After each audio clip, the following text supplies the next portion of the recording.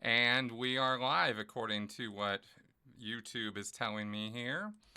Let me go online and check it for myself, but as far as I can tell, it looks like we are being live here, and we are going to be doing this for New Year's. This is our New Year's edition of the Sensibly Speaking podcast. This is episode number 227, and I just said, screw it, I'm going live. And I'm just going to do it this way. And it's not to solicit a whole bunch of questions from you guys, because this is not a Q&A episode. This is to do a year in review. And I thought, well, let's just throw it up here live, and let's just do it this way. And maybe I'll get some feedback as we go. I've made, oh boy, a lot of notes about the last year and what we have been, what we just experienced. And it was a lot. You know, 2019 was a big year for me, a big year for some things that happened in my life personally, which I'll tell you a little bit about, and I'll be completely vague about some other things. But it was good it was a good year. It was a good year. And for Scientology watching, it was an interesting year. There were some very interesting bombshells and stories this year, and some things that only on review, only in looking back at this last year, do I see things in a little bit of a different perspective on a couple of the stories and stuff. So what I did is, hey, everybody who's coming on here, welcome and Happy New Year. I'll probably interrupt myself a few times to wish everybody who's coming on here a Happy New Year. And like I said, very excited about this new 2020 and what it's going to bring. I'll talk a little bit about that at the end of this whole thing. But I've prepared a lot of stuff to go over just to kind of talk about what happened in 2019. Boy, okay, and here are folks coming on board here. Yeah, crappy year for Scientology. That is true. It was. So, okay, let's just go ahead and go back to the beginning of 2019 and walk forward through it and see what we see. You know, you might be reminded, some of you, of some of these stories. When, oh my God, that was then. You know, oh, that was at this time. You know, in relation to things, and I certainly had that reaction going through some of this. And what I did is I went through Tony Ortega's blog, because he did a great blow-by-blow, month-by-month breakdown of what happened this last year, as he always does at this time. And so I just shamelessly am, you know, cut and pasting from some of his content in terms of reading some of the news stories to you guys. I'm not trying to steal any thunder from Tony at all. That's why I did this after he published his stuff. But I took from there. I also went through my channel and looked at some things that we talked about on my channel this year, because we talked about some pretty amazing and interesting stuff. And I looked at last year, this time, a year ago, what was I saying to you guys? And I went back to that podcast, and I saw that I had made a pretty big production out of talking about, you know, the expansion of my channel beyond just the topic of Scientology. And I think I did a pretty good year this year. I think I accomplished some pretty good goals. And I noticed Fred is commenting here. This is a very odd time. It's 1 a.m. on my side. I know, Fred. The circumstances kind of created this to happen at this time, and it wasn't a strategic move on my part to do the live stream at this particular moment to give you a hard time or not give you a hard time. I just started, came on, and this is when it worked out to do this. Okay, so, okay, yes, thanks for all the New Year's wishes, guys, and right back at you. So, okay, so let's get to it. So 2019, January. The Aftermath, Scientology in the Aftermath, is still airing at the beginning of this last year, and it was still going great guns on season 3. The, by the way, Emmy-nominated season 3. I don't think it won. It got an Emmy for second season. But anyway, nominated all 3 seasons, and at the beginning, there was an episode I wanted to remind you guys of, because it highlighted something that I said later during the Clearwater. Remember a few months ago, the whole Clearwater thing, and how they had bought up all this downtown property and stuff? Well, we talked then about how the police of Clearwater are 100% on Scientology's payroll. They'll do whatever Scientology tells them to do. Basically, I think that's true. Maybe there's the odd exception here and there. But Leah actually started 2019 calling these guys out. Because if you remember, they did a video for Aftermath with her, Mike Rinder, and Mark Bunker. And Mark Bunker, of course, is now running for city council in Clearwater. And they were sitting in a park, and I think it was adjoined to or somehow connected with Scientology property. And Scientology called them, and the police came. And not just one car, like 3 or 4 cars, if I remember right. And thank you very much, Lori, for your comment there. I'm trying not to get distracted by the comments on this one, even though I am doing this one live. Okay, so Leah shows up there, and there are all these cops showing up, and they start hassling her, giving her a hard time. And Leah's like, hello. And she literally called out the chief of police of the Clearwater police force and said, you guys are just 100% on Scientology's payroll. And he even issued a public statement saying, no, we're not, Chief Slaughter. But they are. They absolutely are. And it's shameful. The Clearwater police should be ashamed of themselves for the way that they kowtow to any of Scientology's demands. It's really quite not okay. All joking aside, they really need to get their shit together.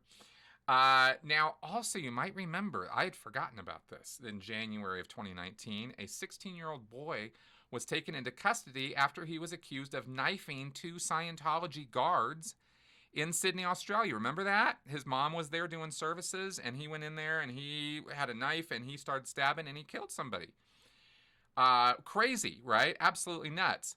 And I will always take this opportunity to say I do not endorse violence in any way against Scientologists. I do not want that. That is not productive for us. Going around hassling Scientologists, giving them a hard time, completely not what you should be doing. It's not helpful. It's not helpful to them. It's not, in the end, going to be helpful to you, especially if they call the police. So, okay. So this happened in Australia last year, and that was pretty crazy. And we still don't know anything about that, except that the kid, there was a fatal knife attack. And they even tried to lay the blame for it on Leah Remini in the show, even though there's really no substantive evidence that would be the case. Another thing that we saw this last year, and it was only in connecting some dots on Tony's blog and in the media that I could see there was this pattern, and it was an interesting one of elder abuse on the part of the Church of Scientology, sort of rapaciously going after the elderly. People who had put money on account or had bought a book or a service years and years and years ago. And Scientology's been going through their rolls and calling all these people for years now and skip tracing them and tracking them down and saying, calling them up and, hey, you did Scientology and aren't you still interested? And it's all so great now and you should be part of it. And people are like, get away from me. Well, there were 3 or 4 stories that ended up on Tony's blog this year about elders, people in their 70s and 80s, that Scientologists, Sea Org members, were going after to get their money from them. And they would literally fly out to where these people lived, just take control of their lives. I mean, these were single elderly people living alone. A Sea Org member shows up, says, give me your financials, give me your 1090s, give me your, what's your social security number? Let's go through all your stuff. Give me your credit card statements. Like, this literally happened more than once. And these people were coerced into getting new credit cards, signing off on documents or not. Sometimes Scientology just was doing credit card fraud, and they charged these guys thousands and thousands of dollars, and these people ended up going to an attorney named Graham Berry, great guy in Los Angeles, old school OG, Scientology critic, and somebody who's actually taken on Scientology in the court. And he talked about this one woman in January who was 82 years old, who had to sneak out of her hotel in L.A. They had flown her out there at 4 a.m. to get back home to the Midwest, and she was $60,000 less rich, poorer from that. And Graham Berry got her connected up with some law enforcement, and I think they got her money back. That came out in January, and that was the first of what would end up being about 3 or 4 different cases of that. So Scientology has been noted throughout this last year, and even into in 2018, I think, is when we started hearing about how at Scientology events, they're not so rapaciously going after everybody for their money, right? They're not, the vultures aren't swirling around everybody and coming down on them. And so at the events, it seems to be that things are a little looser and not so high pressure. But we see stories like this that tell us that where the pressure is now going to even harder is finding isolated people who have money, who they can go after and rip them off for their credit. And if they get caught, oh, we're so sorry, and they give it back. And if they don't get caught, cha-ching, cha-ching, cha-ching, right? And that's how Scientology operates. And remember what I always say about this, Scientology at the end of the day is really a money-making scam. And that's it.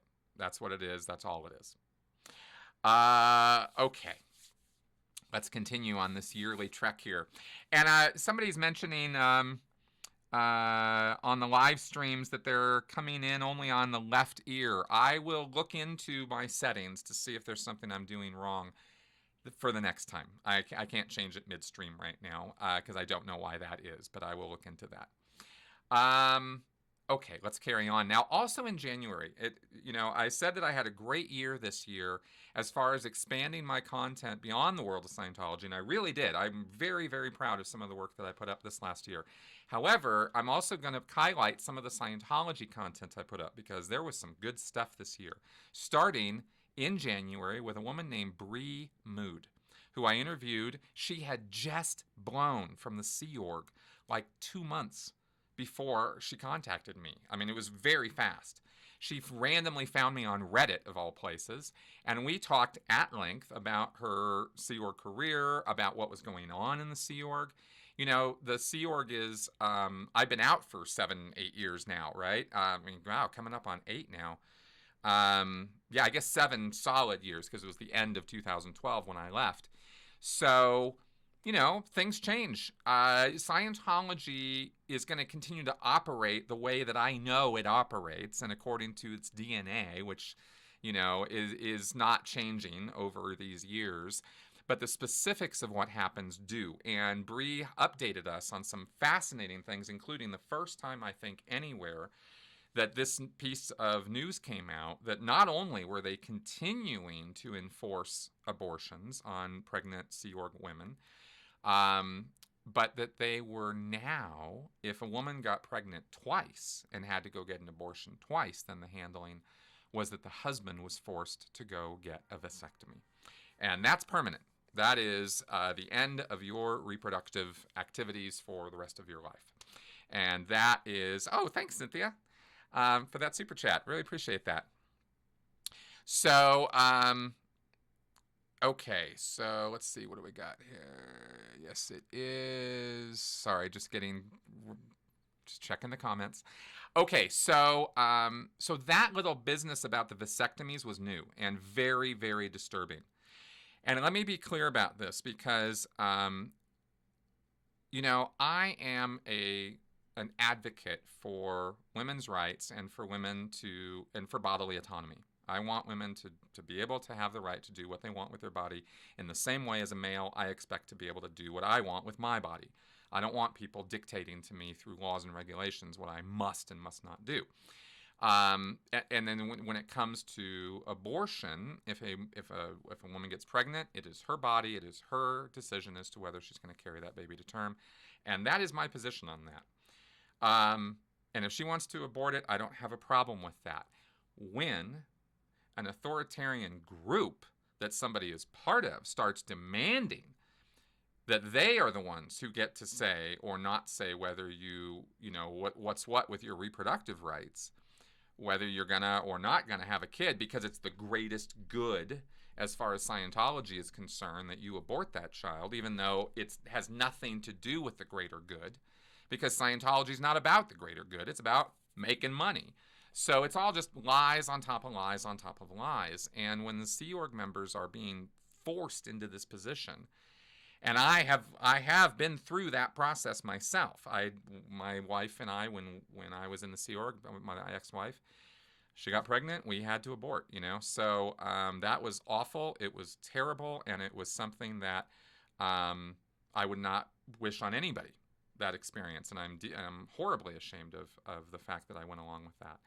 So I'm rabidly against it, right? And I just want to say that loud and clear. Yeah, vasectomy, I see your guys' comments. Yes, a vasectomy is reversible, but come on. At what expense, at what cost, at what trouble? I mean, you kind of get the point here that it's fairly permanent. Bree, by the way, thanks for asking, is doing great. She is still in Minnesota, and she's living life, and she's doing great. We're friends on Facebook, and I keep in touch with her. So that interview happened in January. So now let's carry on here and get around this year. We're going to be here all night. Okay, we also did a nice interview with Dylan Gill at the end of January. And Dylan, you may remember, was from the Church of Spiritual Technology, the only person who's come out from the Church of Spiritual Technology. And I highly recommend you guys check that out. Oh, hey, thank you for that super chat. Woo, live stream. All right. Dylan, the Church of Spiritual Technology is one of three, a sort of triumvirate of organizations that basically compose what we understand as the core of what we know as the Church of Scientology. There's RTC, Religious Technology Center. There's CSI, which is Church of Scientology International, and there's CST, Church of Spiritual Technology. And they were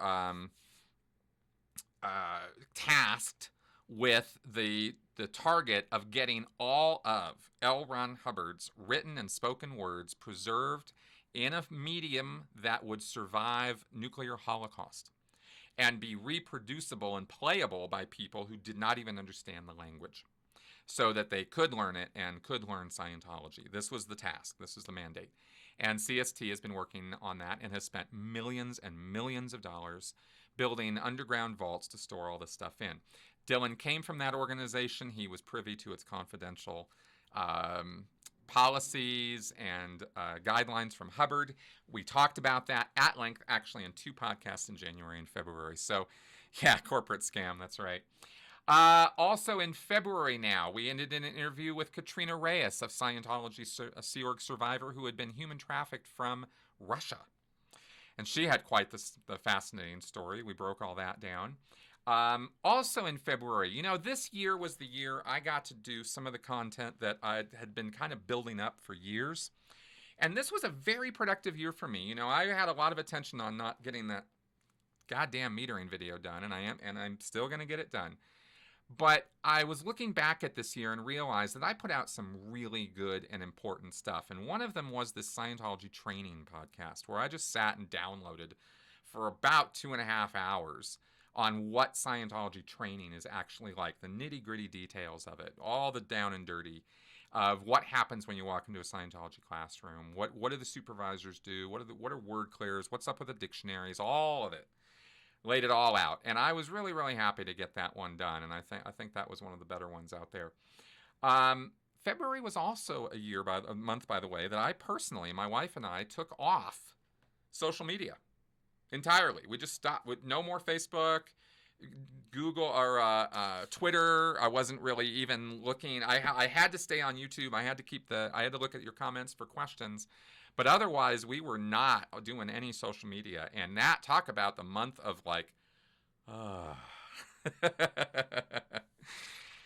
that was a month where we chilled out. And that was a really, really good exercise. I highly recommend doing that if you have the opportunity or chance or can do that. I took it off my phone, and I made the mistake a couple months after of putting Facebook and Twitter back on my phone. And I gradually kind of fell back into some bad habits. And I think it was October or November of this year that I got rid of that again and have chilled my life again. And I'm not totally off social media by any means. I love social media. I have to share my work with you guys, and I use it for sharing articles and information and educational points about critical thinking and cults and stuff. I tweet stuff out all the time, for example, or post stuff on Facebook. But I also take advantage of social media to share my dad jokes. And this book, by the way, is something Melissa got me for Christmas. So this ensures that we will continue in the bad dad joke genre throughout 2020. Oh, hey, thanks, JS, for that super chat there. Hey, John. Awesome, man. Thanks for coming by. All right. So let's carry on. February was also the month we got to see Scientology's new Superbowl ad, and guess what? It looked exactly the same. Whoa! Hey, thank you, Thomas, for that very generous super chat. Awesome. Thank you so much. Wow, this is great. Okay, Super Bowl ad. Yeah, no big deal. We also saw, I wanted to bring this one up because I thought you guys would be interested.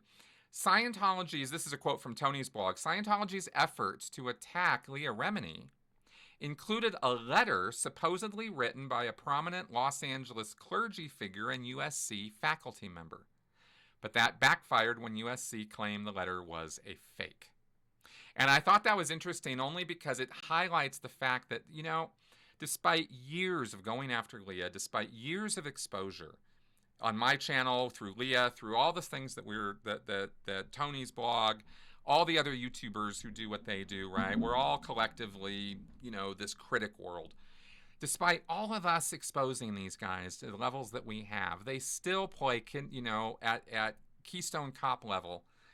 It was faking letters from USC faculty to take down Leah Remini. I mean, you know, come on, guys. Let's graduate up to the big time, you know? Hey, no, it's, oh, SEK, I get it. Swedish currency, cool. Okay, and then, I still appreciate it. And then also in February, oh, this was interesting. This was a little precursor. We didn't recognize this at the time. But in February, Beck divorced Marissa Ribisi. And the Ribisi clan is a whole Scientology family. They've been in Scientology for 2 or 3 generations now.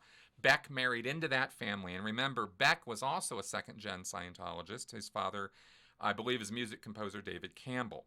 So Beck divorced. So apparently February is when he actually split from Scientology. Remember, later this year, I think it was August or September, he said publicly that he was not a Scientologist and made it out as though he'd always not been a Scientologist, or it was, you know, it was never a thing for him or something, which I thought was, and Leah was not impressed, and frankly, neither was I. I was glad that he finally said it publicly, but you know, could have done a lot more there. It was a real missed opportunity.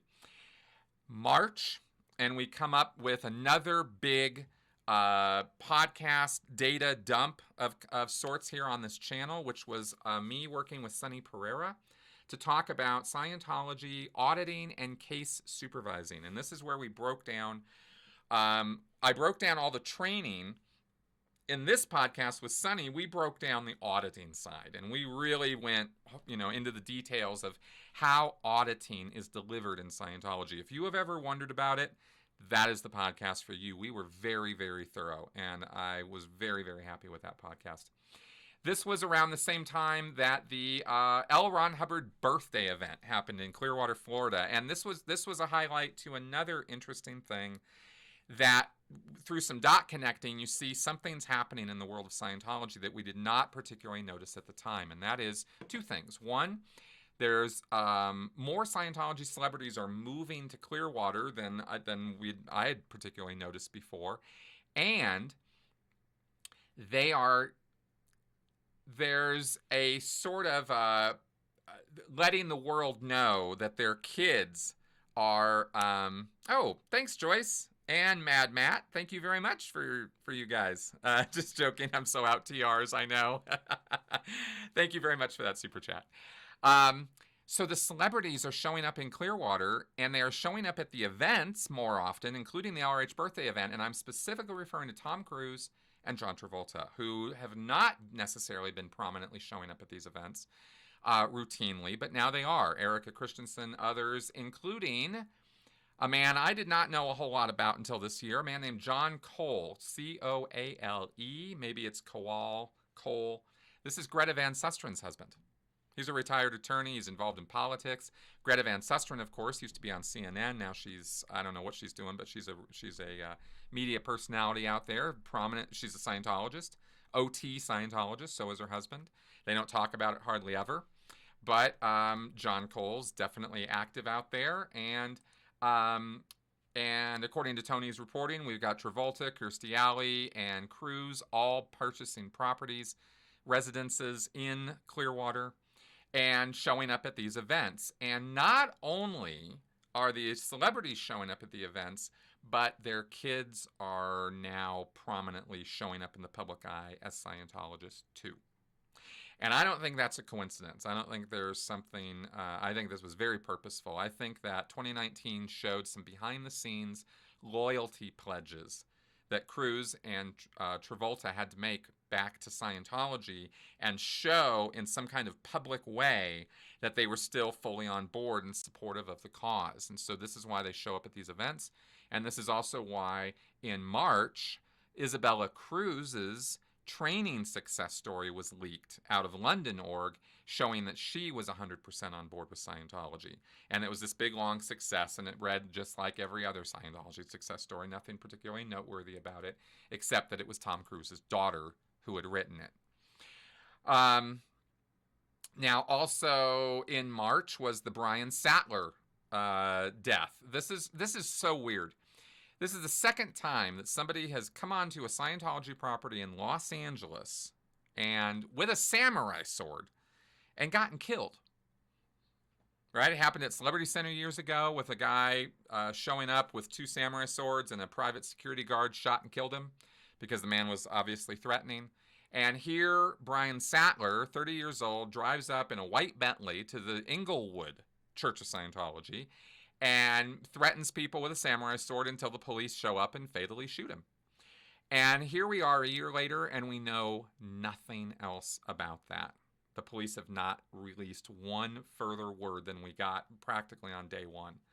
We don't know who that guy was. We don't know what he was upset about. We don't know why he showed up at the church. And Scientology has not obviously been forthcoming on any of this either. Okay, so let's move on. We saw, March also saw, of course, Scientology trying to ride the public sentiment against of school shootings against psychiatry, right? And there's some good and bad up and down on that as far as some validity to some of Scientology's arguments against psychiatry. I'm not saying that they have no case whatsoever, that psychiatry is wonderful and Scientology is, horrible and awful. Oh, thank you for that super chat. Awesome. Fishman out of jail. I'd love to talk to Fishman. That would be an interesting interview. That would be interesting. Okay, anyway, so CCHR, the Citizens Commission on Human Rights, trying to take out psychiatry. And in fact, you're going to love this. This was awesome. I thought you guys might find this interesting. I found this on Tony's blog again. I have spoken, hey, Germany. I have spoken about CCHR, the Citizens Commission on Human Rights, at some length on this channel. This is the Scientology front group that's responsible for taking out psychiatry. That's their job. That's their whole job. Take out psychiatry. So would you like to know how they plan on doing that? Because they do have a plan. Okay. There was a booklet that was released at an event in April, and they got a copy of it. And the booklet was called Psychiatry Global Annihilation. Okay.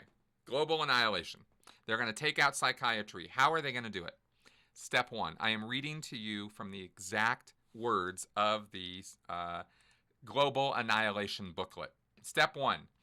Continue to saturate the planet with the truth about psychiatry through the Psychiatry and Industry of Death Museum and traveling exhibits circling the globe.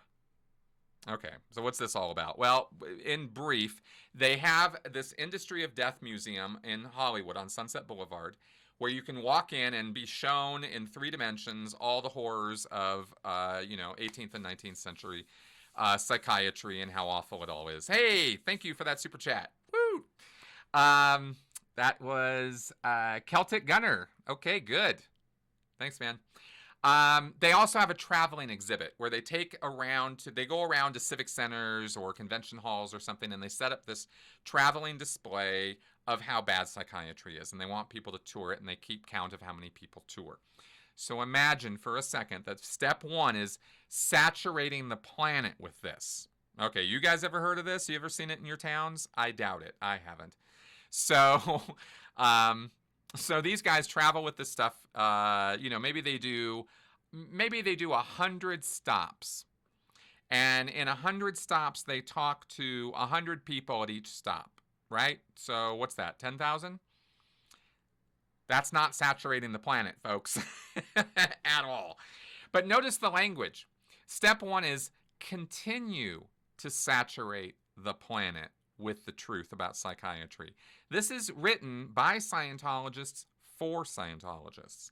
So they want them to think that they're already saturating the planet, and they're just going to keep doing that. So that's step 1. Step 2, broadly enlighten with airplay of both CCHR's public service announcements and its powerful documentaries. Okay, basically show PSAs and documentaries. And they have the documentaries Psychiatry and Industry of Death, Making a Killing, The Marketing of Madness, and including a documentary called Dead Wrong. Yeah, I'll say they're dead wrong. Step 3, activate the broad public, creating an army of psychbusters with wide-ranging saturation print and internet ads, mass mailings of materials, and the Marketing of Madness education package. How would you like to receive the Marketing of Madness education package? I'd love to get that. All right. Cool. Thank you, guys. Great comments here as we're going along. So the result of these 3 steps are supposed to be a world without psychiatry, free of psychiatric influence and suppression. Okay, now, did you guys ever watch South Park? You remember the Underpants Gnomes? That's what this made me think of, because I thought that these 3 steps were so wholly inadequate to accomplish much of anything. But I thought I'd read them out to you, as boring and nonsensical as they are, because I thought you'd appreciate how ridiculous. This is the actual planning these guys are doing. This is what Scientologists actually think is going to take out psychiatry. Is they're going to show a bunch of DVDs, travel around with this museum, and somehow psychiatry is going to fall to its knees. So it reminded me of the Underpants Gnomes, because if you remember from South Park, the Underpants Gnomes had the goal of making a lot of money, profiting, right? We're going to make all this money. How are we going to do it? Well, the first thing we're going to do is we're going to collect everybody's underpants. And we're not quite sure what step 2 is, but step 3 is profit, right? And I just thought that went right along with this. Yeah, exactly. Step 2, question. Step 3, profit. And I think that makes about as much sense as Scientology's plans. And just to really highlight it, not only does Scientology tell Scientologists how they're going to annihilate psychiatry, they also are telling them in 4 simple steps how they're going to take over the world. Seriously. The only thing that really bothered me about reading this was thinking back to the time when I actually used to think that this made sense and was going to work. So, okay, this is called Scientology Global Infusion, and I just have to give this to you guys. Step 1, continue to air the Scientology ads, new and existing, on primetime network TV in the U.S. and around the world. Now, I don't have cable, but I do watch primetime TV through the airwaves here at home, and I have not once seen a Scientology ad here in Colorado. And we've got an ideal org here, so if they were saturating the markets with Scientology ads, I would have thought that I would have seen at least one of them by now. I'll tell you where I do see Scientology ads: on my videos. And I think that's awesome. Step 2, launch a flanking internet advertising campaign. Thus, the ads on my videos. To drive people to Scientology.org with ads placed on high-visibility news and culture sites and web locations frequented by publics searching for answers. So, sure, put all those ads on my channel and watch them all flock to Scientology.org, right? Step 3, drive millions to Meet a Scientologist on Scientology.org with internet video ads tailored to particular interests, professions, and demographics. And in case you guys aren't clear on this, Scientology, yeah, global infusion, that's right. That's right. Scientology has been creating since for over a decade, hundreds, maybe thousands of videos at this point of individual Scientologists talking anecdotes or things about their life or whatever and how they've used Scientology. And this is the Meet a Scientologist campaign. Probably the oldest campaign they've actually kept going continuously. And these videos are on their Scientology TV site. So one of these steps is to get people to watch these things, because the idea is that you're supposed to get from these that Scientologists are regular Joes and Sues just like you and everybody else, right? And you're going, oh, well, if Scientologists are cool, maybe I should go to Scientology.org and check it out. And finally, step 4. These are seriously the plans to clear the planet, right? Continue the ads, internet ads, Meet a Scientologist ads, and this is step 4. Once on the site, visitors find answers to all their questions, with 528 hours of online videos and some 98,000 pages of content, and LRonHubbard.org at the center of it all. Okay, so they're supposed to go and get all their questions answered at the Scientology.org site. Well, I have debunked many of the answers at Scientology.org. And if I was going to Scientology.org looking for answers, I would be coming up empty-handed almost routinely, because their questions, their answers are ridiculously incomplete or just straight up dishonest. So, but they believe that these 4 steps will result in LRH solutions spreading across the world at whole new orders of magnitude. Just word salad. Another little microscopic look into the world of Scientology. Let's see, you guys are, you guys are keeping up. This is great. Yeah, I don't watch enough Scientology TV, apparently. Or maybe that was somebody else. Yeah, exactly. Ironically, you would need a psychiatrist after getting out of Scientology. All right, so let's get into May. We're going great guns here. Now, May is when I launched a separate YouTube channel called Critical Clips. And I've posted 169 clip videos there so far. Monday through Friday, I post them, and that's a lot of fun, and that's a good channel there for you guys to subscribe to. This month is also when I got the Great Courses as a sponsor, so that was kind of cool. May is when we were stunned to learn that a California family had sued a Scientology rehab over a wrongful death, and after a trial had been awarded $11 million. Boom. That was a nice legal victory against Scientology. One of the few, actually, because there should be so many more, and Scientology just plays such hardball in the courts that they just drag it out for so long. But May was a real bombshell month, because it was also a month that we learned that one of the New York Scientologist chiropractors that was indicted in an $80 million Medicare scam, well, he pled guilty. Cha-ching, he's going to jail. And this was also, okay, now remember the thing that I mentioned in the past month about Isabella Cruz putting out a success story from her training? Well, not to be outdone, in May, it was Scientologist, Ella Blue, John Travolta's daughter, who made a conspicuous visit to an awards ceremony at the Fort Harrison Hotel while wearing a Dianetics pin. Now, my take on that, there is no question that is a direct response from John Travolta and his family to Tom Cruise's daughter, right? Showing that his daughter's, his second gen, right? His family is loyal as well. I don't think these public appearances are arranged things. I don't think that they're accidental or coincidental. And Tom Cruise, remember from my interview with Mark Headley, is not above threatening other celebrities if they're not pulling freight and coming up with the goods for Scientology and promoting it and disseminating it. So I think there was some behind the scenes pressure on all of that. May was also the month, you might remember, that there was a measles outbreak on the Freewinds. Oops. Their sailing ship, remember when that happened? Oh my God, that was awful. Then we've got, okay, Now, May was also when Graham Barry dished on another story. This was the third case from this year about this man named Louis Stephen, who was 69, was targeted by the Church of Scientology, who ran up stunning debts on his credit cards that he didn't even want to open in the first place in order to purchase expensive Scientology courses that he didn't have any interest in taking.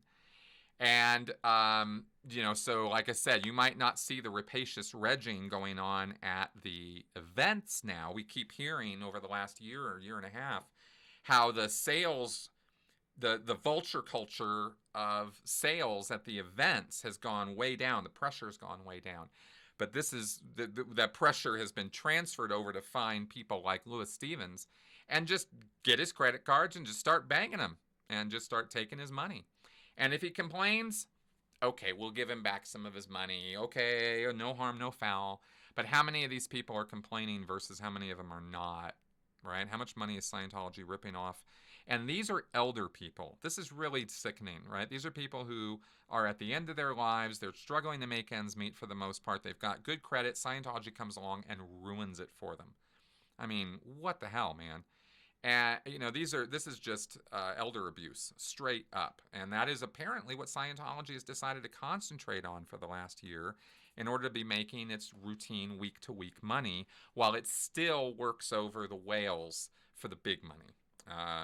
Thanks, Sarah. Thank you for that super chat there. Yeah, exactly. All right, so we've got, here's a direct quote, actually, from Tony's blog on this. Previously we told you about 75-year-old Ephraim Lagrera, who was targeted in a similar scheme. Also an 82-year-old woman in the Midwest who said she had to escape in the middle of the night. That was the one from January. In April, we told you about Sean Henderson, another client similarly abused. All three were made whole by Graham Barry, after he took their cases. Another person was refunded money before he could even get Barry involved. That's how quickly Scientology reacts now that they know Barry's on a case. Yeah. Okay, good. So Graham Barry's been sticking up for these people and getting their money back, and good on him. He definitely is somebody who deserves some respect. But, it just shows that these guys are still rapacious vultures, and they are still more interested in money than they are human rights or helping people. That is what that very, very clearly shows. The measles thing. Yeah, there was a measles. Somebody showed up who had not been vaccinated from Europe on the free winds, and it got shut down and put under quarantine, and it was a tremendous flap for Scientology. But it did not prevent them from doing their maiden voyage summer cruise. They still pulled that off despite this. And, okay, May was also the month that I reviewed the movie The Master, that old Scientology-based movie that everybody says is not based on Scientology, but totally is. I had a lot of fun doing that review. And also in May was when I did a podcast on the anti-Scientology cult, which was kind of interesting and fun to do. And May was also the month, by the way, that I did a suicide prevention workshop, a 2-day seminar workshop here in town, because I wanted to get myself more educated on how to deal with people in crisis and people who are having real mental problems. And that was very, very helpful, very, very educational for me. I learned a lot about myself, about my wife, about everybody who suffers from depression or anxiety, and the resources, the sheer volume of resources that are out there for people. So then we come to June. Okay, now June was fun because June, oh my God, Dead Space says, did you get laid at all last year? Yeah, I'm married. Yeah, I definitely did. Okay.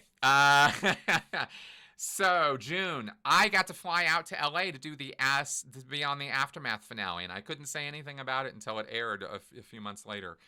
But also, June was the month that we learned about this whole planned series of lawsuits that have now been being executed against Scientology, starting with the Valerie Haney lawsuit. So that was kind of fun. Okay, and also June was a month that I did the podcast on GBP Capital. That's another flappy situation where a Scientologist, David Gentili, is up to his eyeballs in corruption and fraud, and is getting busted for it by the SEC and Jeffrey Augustine.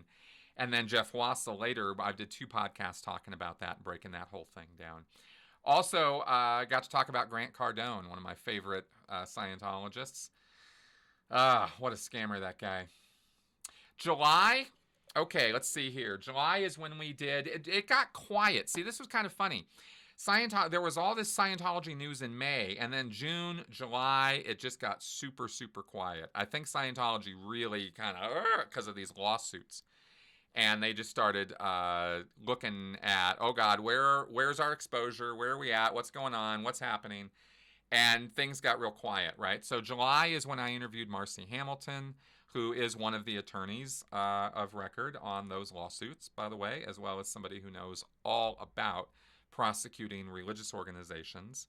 That was a fascinating interview, and that was also the month that I did one of the most thorough breakdowns of what OSA, the Office of Special Affairs, is all about.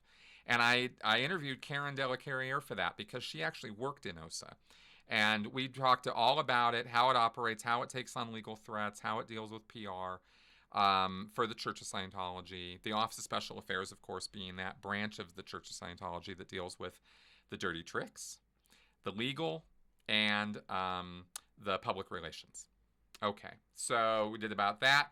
And then also in July, very, very special interview with Michael Krieger, a man who has lost his daughter to Scientology and is fighting to get her back. So then, let's see. Oh, yeah, August. Okay, August was a big deal for me, and I'm going to tell you why.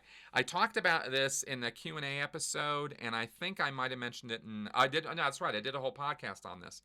And that was that August was the month that I realized, finally realized, that saving the world isn't everything it's cracked up to be. And maybe isn't something I need to spend my time doing or trying to do, because it's an impossible task and really just a way of controlling people and wrapping them up.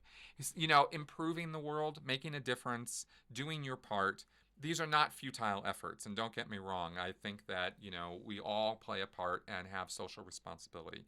And we should see to, you know, the well-being of our fellow man. But this idea that you're personally going to save the world, right? I mean, I really started breaking this down because this had been one of the deepest points of indoctrination for me as a Scientologist. And imagine it took me 7 years to finally kind of take a crowbar and get it out of there, because I didn't realize for all those years how futile and damaging that goal can be, right? Save the world. I'm going to save the world.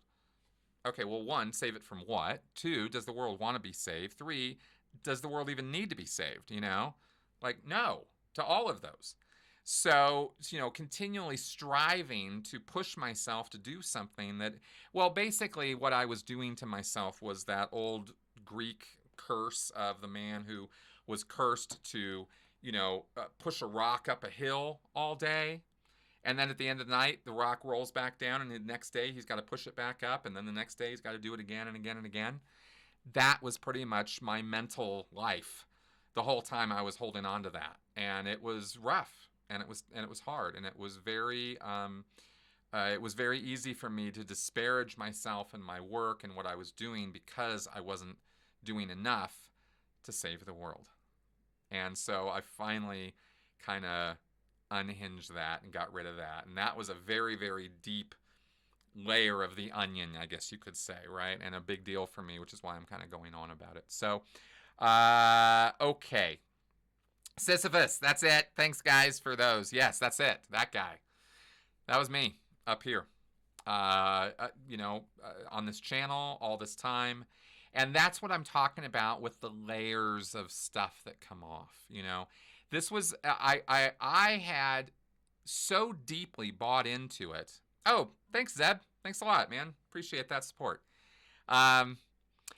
I had bought so deeply into the idea of saving the world when I was 15 years old that I had actually forgotten that that was when it was installed, so to speak, when I was being recruited to be on staff, actually when I was 17 years old. So before that, I was not on a tear to save the world or even save anybody. I was just trying to live a life. I was going to be a writer. I wanted to write fiction books. That was my career trajectory. I had gone through wanting to be a movie maker, and then I, was in high school and I was writing, and I wrote stories. I loved writing, and I said, this is what I'm going to do. And then Scientology got hold of me and said, no, what you should do is save the world, right? And they showed me all these L. Ron Hubbard quotes and all this stuff, and I got on board with that. So fairly monumental moment for me, and so there you go. That happened in August, and in August, the bombshell we'd been waiting for. News that a lawsuit had been filed by 4 women against Scientologist actor Danny Masterson. Yes! And against the Church of Scientology for harassing them after they came forward with allegations that Masterson had raped them. And that whole lawsuit is filed on Tony Ortega's blog. So that was a big deal because Danny Masterson has been dicked around with by the LAPD and by Jackie Lacey, the Attorney General for LA, for years. They have been sitting on this. And it turns out, we found out later on Tony's blog, that Jackie Lacey has zero intention of prosecuting Danny Masterson, but doesn't have the guts to dismiss the case, so it's just sitting on her desk. And that is disgusting, because Danny Masterson is accused of rape, full-on sexual assault by 4 women. Actually, I think there's 2 more now. I think the total has now come up to 6. Hey, thanks, Susan and Bob. Awesome, man. Thank you, guys. It's an awesome day for Super Chats. This is great. Happy New Year, everybody. All right, so that lawsuit happened, right? And that's a civil lawsuit, which is in addition to the criminal charges. So hopefully what will happen is Jackie Lacey will get her ass kicked out of office, and the guy who's taking over, or could be voted in, hopefully, right? This guy Gil something. Hopefully they will prosecute, right, is what we're hoping for. And, by prosecute, we really just mean give the victims their day in court. It's not a certainty that he's going to be found guilty. Let's give them their day of justice. That is what this really should be all about. And I have been pushing on this as much as I can with my little voice through Twitter and through social media. But we really need pressure on this one, because Danny Masterson is literally getting away with raping 4 women. And that is disgusting. So there you go. At least I should say allegedly. Okay. Okay. What is this? What now? What your my skincare routine? That's funny. Okay. Okay. So also in August, I did this really nice interview with Natalie Feinblatt. That was a lot of fun. Natalie is a lot like Rachel Bernstein. She's a cult recovery therapist who specializes in cult work. Knows what she's talking about on that.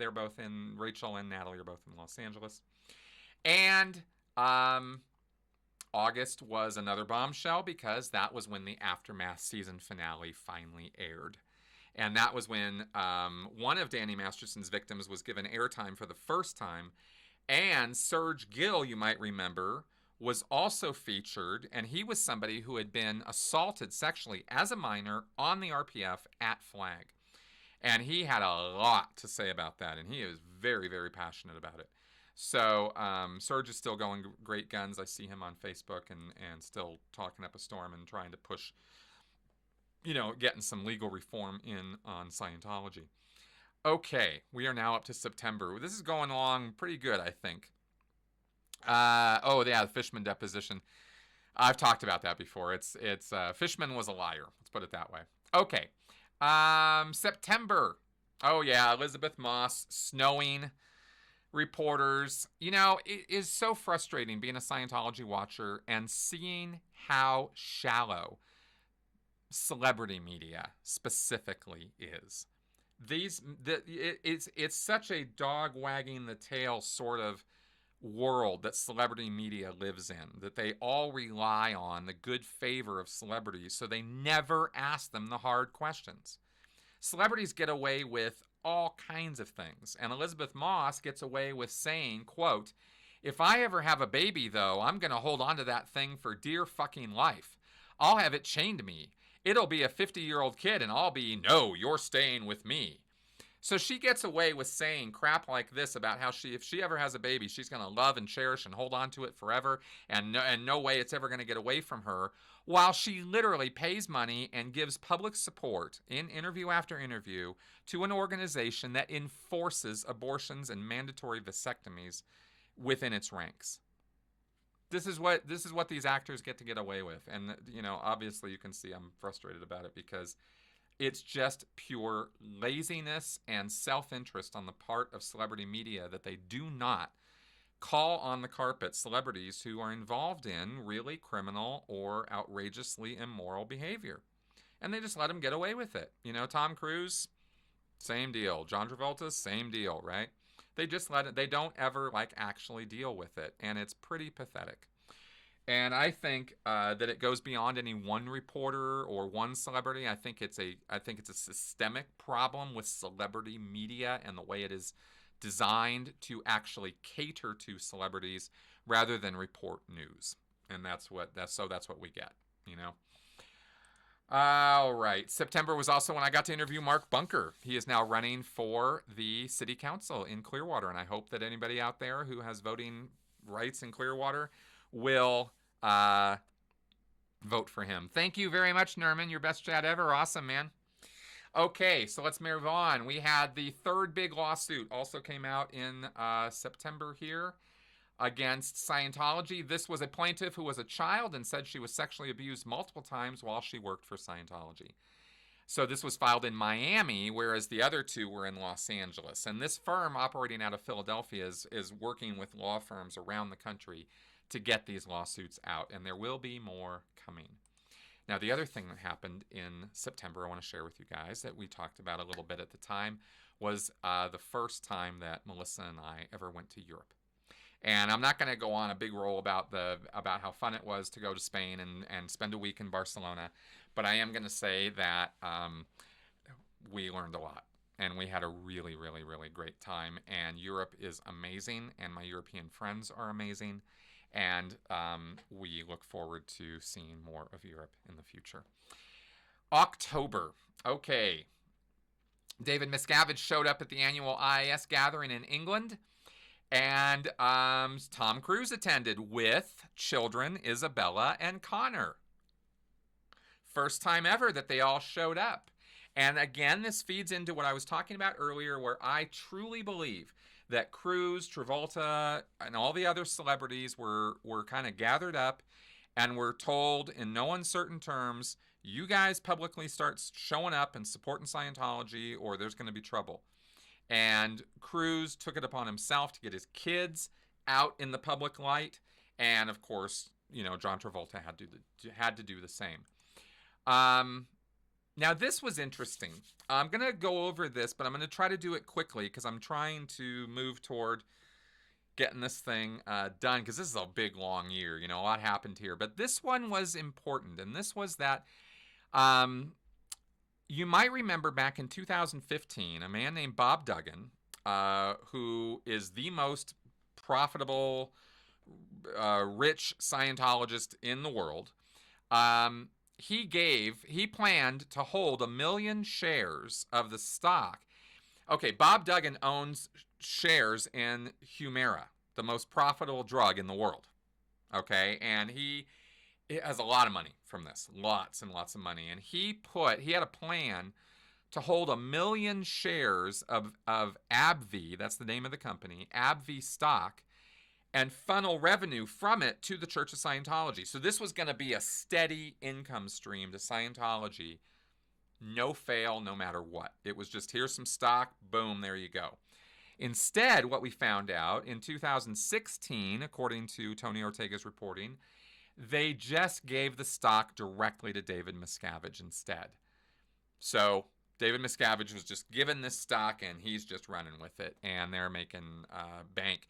And this is probably another reason why the pressure to bring in money at the events was able to chill out a little bit, because this is a huge income stream for Scientology through this stock.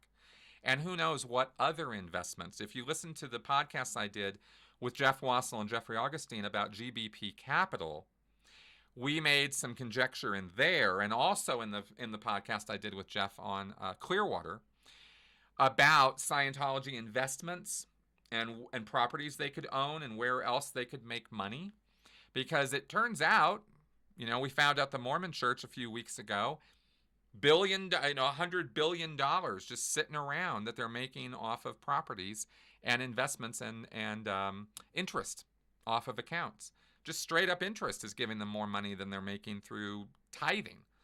So Scientology doesn't tithe, but they, push people for money. But now they're getting these stocks and these other income streams, and it's kind of interesting what's happening with that. I'm thinking that there's stuff going on behind the scenes we don't know anything about yet as to other Scientology income streams or where else they might be making money from.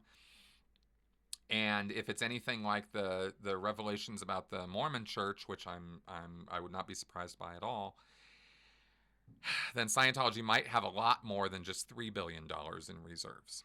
They might have significantly more. Okay, October, let's see how we doing here.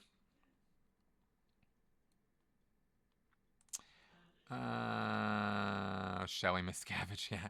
I am so done talking about Shelley Miscavige.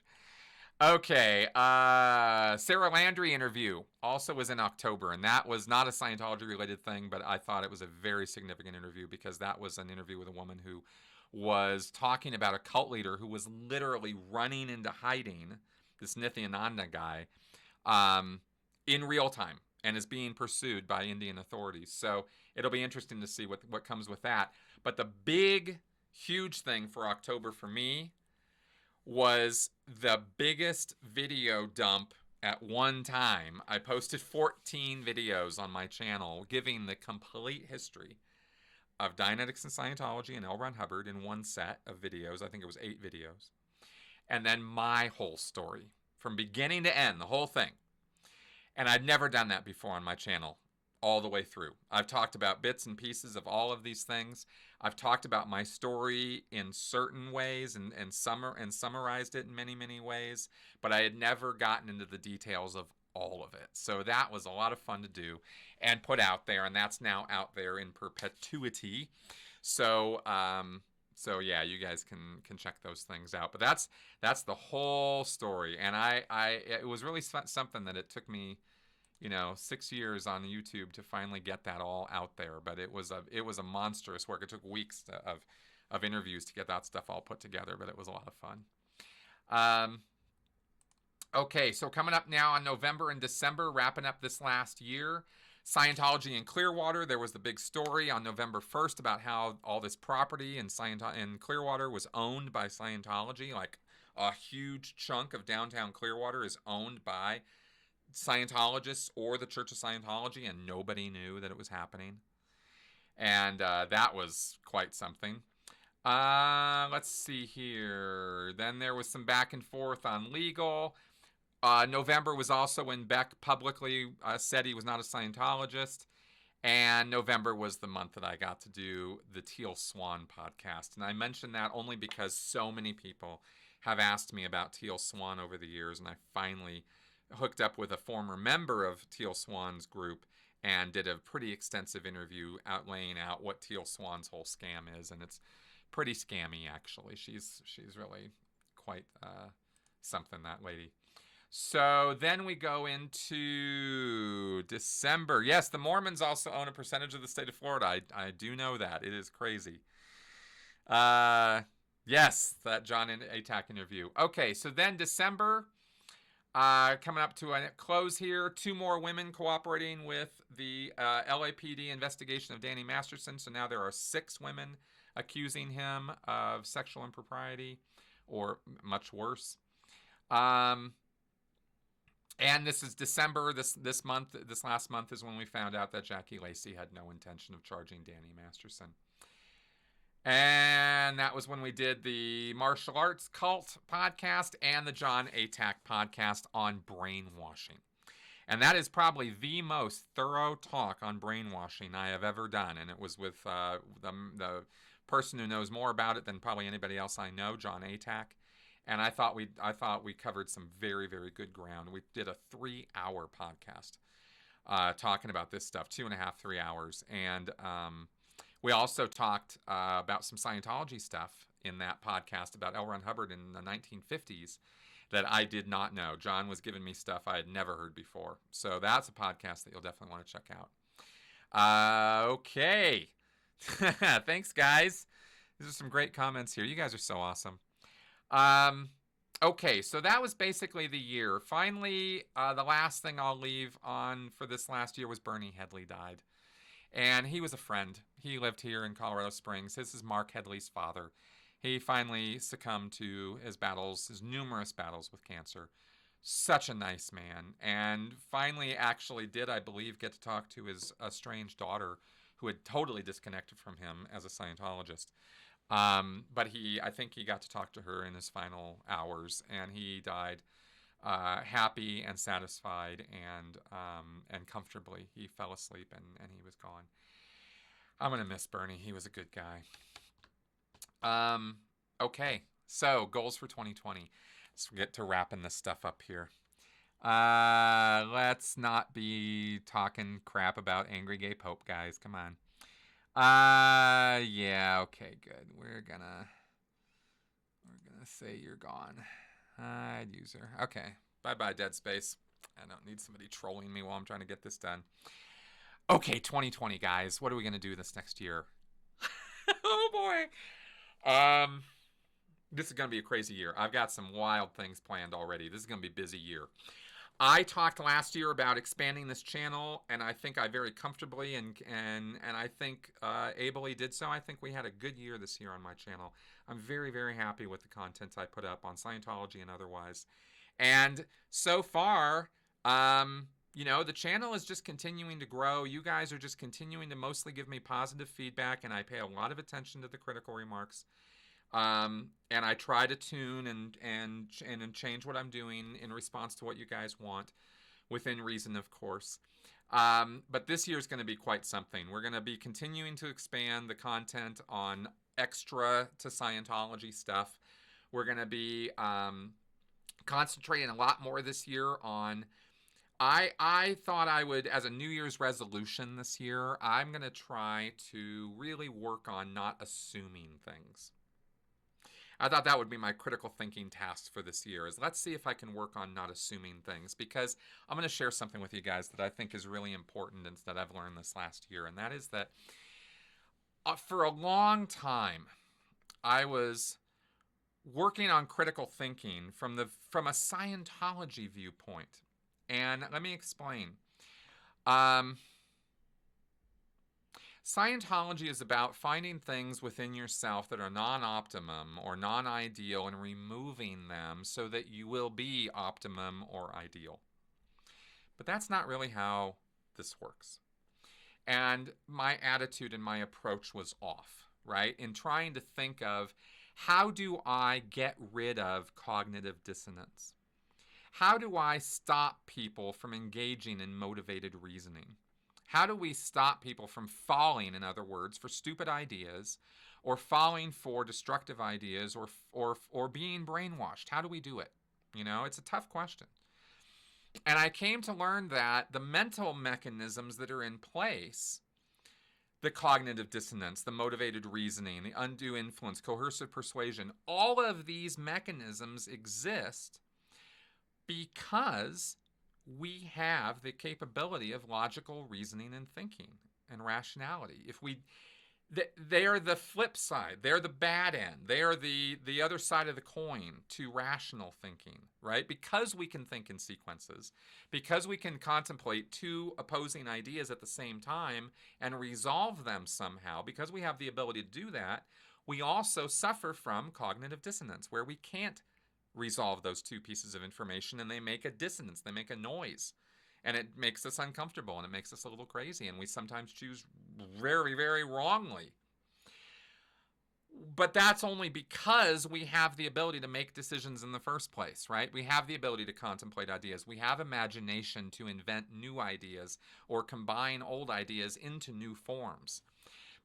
So they're really all part of the same whole. There is no going in and excoriating or coring out your brain to take out the bad parts or to take out the illogical parts or to take out the emotions or any of that. It's all one and the same thing.